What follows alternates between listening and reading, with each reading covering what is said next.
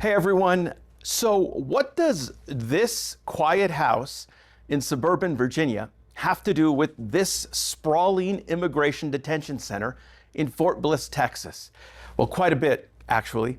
And the answer lies in a controversial strategy from the Trump administration to rapidly expand immigration detention, even if that means hiring contractors with no real experience in immigration detention. This huge tent facility at Fort Bliss opened this week. Officially, it's called Camp East Montana, but Republicans have already given it a nickname. I call it the Lone Star Lockup. According to El Paso Congresswoman Veronica Escobar, the facility is currently holding 1,000 detainees, people who've been apprehended by immigration and customs enforcement. And the price tag for this tent city? $1.24 billion. Let me repeat that. $1.24 billion. Here is the Army contract announced in July that was awarded to a company called Acquisition Logistics, LLC.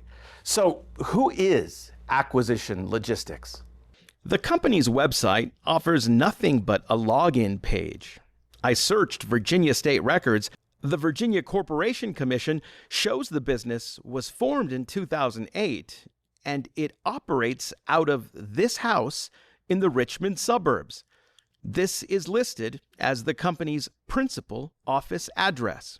Also, there is no public record of them ever managing an immigration facility. Republican Senator John Cornyn toured the site last week.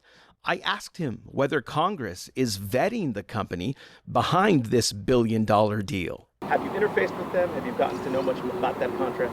Well, that's the reason why I think there needs to be appropriate congressional oversight. We'll have a chance in about a week. Once the facility opens, ICE has told us that we can come back and monitor the facility. But obviously, as we need to do this on their schedule, so they can conduct the operations they need to conduct safely and humanely. And I'm confident they will be, based on what I've seen in other detention facilities across the state of Texas. Earlier this week, Veronica Escobar became the first member of Congress to get a look inside the facility.